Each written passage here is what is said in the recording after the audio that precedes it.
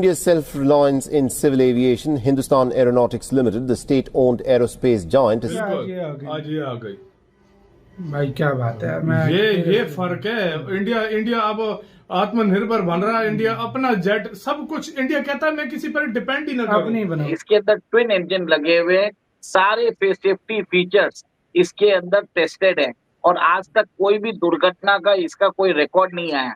तो कहीं ना कहीं आप ये समझ लीजिए हम इस पे विश्वास कर सकते हैं और भारत सरकार ने भी इसका सेफ्टी रिकॉर्ड देखकर इसको फाइनलाइज किया होगा। उमेश जी, मैं हर चीज अपना इसलिए करूं क्योंकि मेन चीजें है ना, कल को अगर इंडिया समझ रहा है कि मेरे ऊपर कोई सैंक्शन भी लगाता है ना, तो मैं अपना इतना सब कुछ कर सकूं कि मुझे किसी के जो है ना मोहताज ना होना पड़े। क्या ये कह सकते हैं कि अब भारत को फाइनली अपना सिविल एविएशन टेक्नोलॉजी बेस्ड मिल रहा है? और साथ ही साथ एचएएल की बात करें तो एचएएल जैसी जो हैवी डिफेंस कंपनी है और वो सिविल एविएशन मार्केट में कितनी सस्टेनेबल होगी?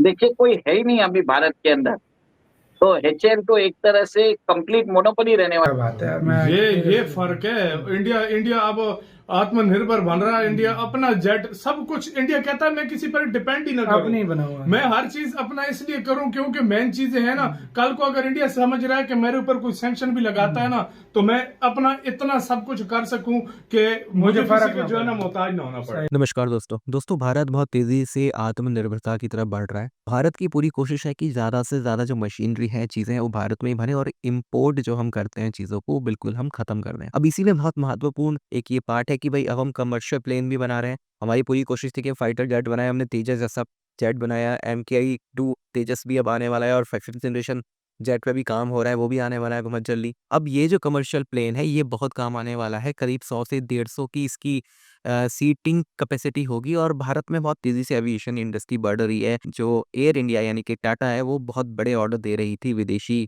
एयरलाइंस कंपनीज को, जैसे कि एयरबस को या बोइंग को। अब वो अगर इसको मिलते हैं, इस कंपनी को मिलते हैं, भारत में बनते हैं, तो बहुत बड़ी ये चीज हो जाएगी, बहुत बड़ा अचीवमेंट हो जाएगा। तो ये बहुत बड़ी चीज है। इसे देख के पाकिस्तानी पूरी तरह से शॉक्ड है कि भाई भारत अब जो है अपने प्लेन भी खुद बना रहा है और जो डिपेंडेंसी थी दूसरे देशों पे, अमेरिका पे, यूरोप पे, खत्म होती जा रही है।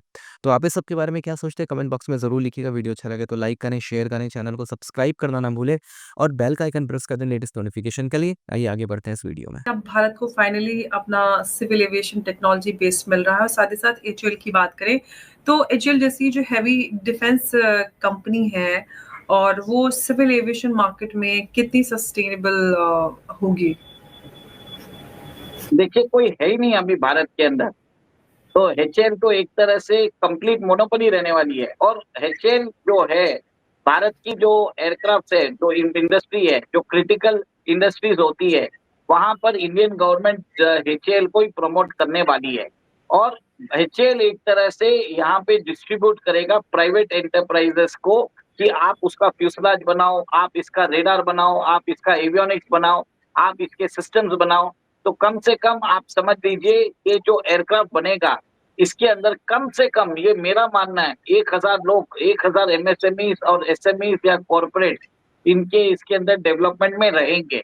और भारत को कम से कम 200 प्लेन चाहिए, तो कोई बहुत बड़ा मार्केट है। इनफैक्ट अगर पूरा रीजनल कनेक्टिविटी चाहिए, इंटरनेशनल रूट भी अगर देखा जाता है, तो बात हो रही है 350 एयरक्राफ्ट की। तो कहीं ना कहीं इससे पूरा इकोसिस्टम क्रिएट होता है।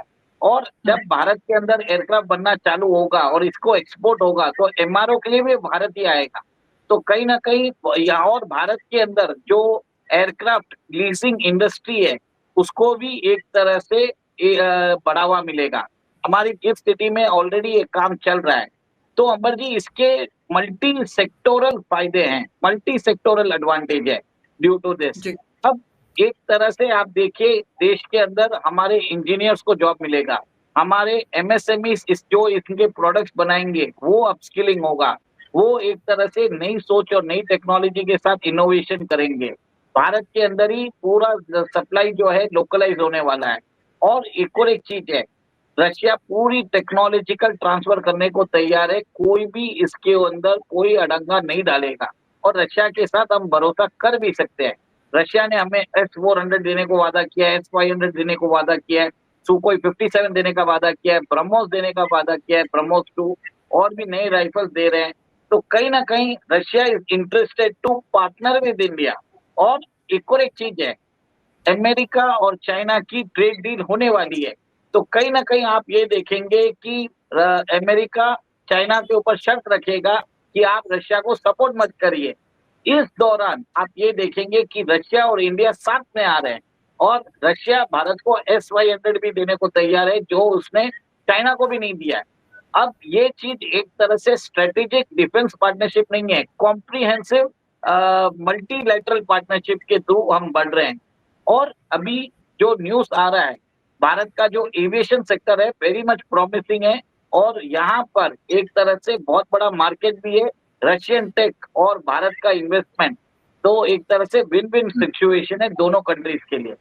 लेकिन अगर हम इस पूरी डील की बात करें, जो भारत और रशिया के बीच में ये डील है, इससे जब भारत की ऑलरेडी जो वेस्ट है उसके साथ जो रिलेशंस है वो सेंसिटिव चल रहे हैं, और कितना नुकसान या रिश्तों में हम खराबी इस डील के चलते आते हुए देख सकते हैं। देखिए, एक तरह से कैपिटलिज्म में बोला जाता है कि आप सबको अलाउ होता है कम्पीट करने का, तो वेस्ट एक तरह से भारत के ऊपर सैंक्शंस नहीं लगा सकता क्योंकि उनकी खुद की इंडस्ट्री को प्रॉब्लम होगा। सेकेंड, भारत उस सेगमेंट में जा रहा है जहां पे वेस्ट इन्वॉल्व नहीं है। जो वेस्ट की जो कंपनीज है, बोइंग और एयरबस, वो बड़े एयरक्राफ्ट बना रहे हैं। ये जो एयरक्राफ्ट बना रहे हैं 100 सीटर के अंदर बना रहे हैं, तो कहीं ना कहीं ये दोनों ही दूसरा मार्केट है। गल्फ कंट्रीज ये समझती हैं कि इस रीजन की दो कंट्रीज जो कि न्यूक्लियर पावर भी हैं, भारत भी और पाकिस्तान भी, अगर वो उनकी मदद कर सकते हैं या उनके साथ काम कर सकते हैं तो बहुत अच्छी बात है। तो मतलब आप समझती हैं कि पाकिस्तान जो है वो एक आज़ाद मुख्तार खुद मुख्तार मुल्क नहीं है, तो पाकिस्तान सऊदी अरब के डिफेंस एग्रीमेंट को आप वैल्यू नहीं करती उस तरह जिस तरह आप समझती हैं कि इंडिया यूएई का डिफेंस एग्रीमेंट होगा।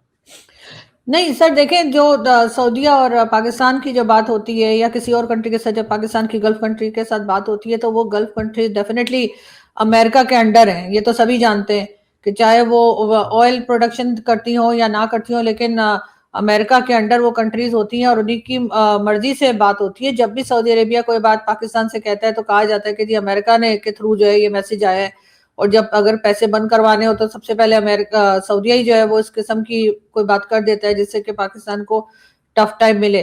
तो इसलिए मुझे लगता है कि क्योंकि हमारी जो फॉरेन पॉलिसी है वो बहुत ज्यादा इंडिपेंडेंट मुझे नहीं लगती कि है, और उसकी मेन रीजन जो है पाकिस्तान की खराब इकोनॉमी को ही ठहराया जाता है। इस वजह से लग रहा है कि जब भारत के साथ अगर कोई गल्फ कंट्री आके बात करती है या काम करते हैं तो डेफिनेटली वो एक बहुत बड़ा फर्क आ जाता है सर। उसमें पैसा है उनके पास, अब चाहे आप जो भी कहिए, वो अगर कोई चीज लेते हैं तो वो पेमेंट करके लेते हैं, हमारी तरह उधार पे या कह लेते हैं इंस्टॉलमेंट पे पेमेंट नहीं हो रही होती। तो एक फॉरेन पॉलिसी फिर उनकी एक ऐसी हो जाती है कि जो अपनी मर्जी से करते हैं, वो सही हो या गलत वो एक अलग डिबेट है कि कई लोग उनकी फॉरेन पॉलिसी से एग्री नहीं करते या कई लोग करते हैं। लेकिन बहरहाल सर, हमारी तो आपको पता है कि अमेरिका के बगैर तो या चाइना की मर्जी के बगैर सर हम